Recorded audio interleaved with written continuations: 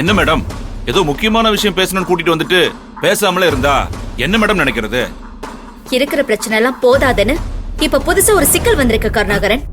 என்ன சிக்கல் மேடம்? அந்த அன்புவுக்கும் அவங்க அத்தை பொண்ணு துளசிக்கும் கல்யாணம் பண்ணி வைக்க போறாங்களாம். ஓ, அப்ப இந்த ஆனந்திய அந்த அன்பு பைய கழட்டி விட்டானா? அன்பு கழட்டி விடல கருணாகரன், ஆனந்தி தான் கழட்டி விட்டுட்டான். சந்தோஷம் மேடம்.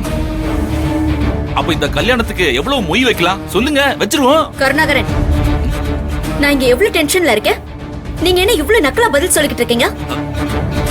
அன்பு கல்யாணம் வச்சா விருந்து சாப்பிடலாமா வேணாமா, இல்ல மொய் வைக்கலாமா வேணாமான்னு ஐடியா கேட்கவா உங்களை கூப்பிட்டேன்? பிரச்சனையோட சீரியஸ்னஸ் புரிஞ்சுக்கோங்க கருணாகரன். என்ன மேடம் பெரிய சீரியஸ்னஸ்? லவ்னு வந்துட்டாலே ரெண்டு பேர்ல யாரோ ஒருத்தர் இன்னொருத்தவங்களை கழட்டி விடுறது சகஜம் தானே மேடம்? உங்களை லவ் பண்ண அரவிந்த நீங்க எப்படி கழட்டி விட்டீங்க? நீங்க லவ் பண்ண மகேஷ் சாரு உங்களை கழட்டி விட்டாரு. மகேஷ் சாரு லவ் பண்ண ஆனந்தி மகேஷ் சார கழட்டி விட்டுட்டான். அதே மாதிரிதான் இப்ப அன்புவையும் கழட்டி விட்டுட்டான்.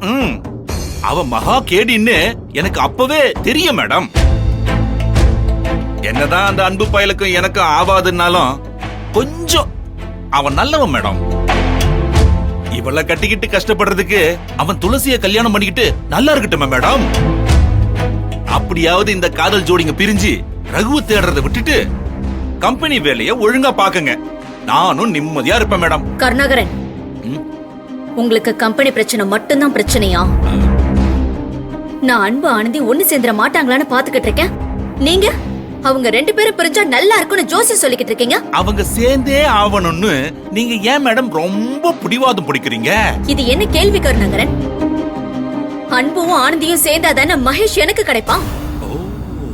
அவங்க பிரிஞ்சுட்டா மகேஷ் மறுபடியும் ஆனந்தியை லவ் பண்றேன்னு வந்து நின்னா நான் என்ன பண்றது சொல்லுங்க?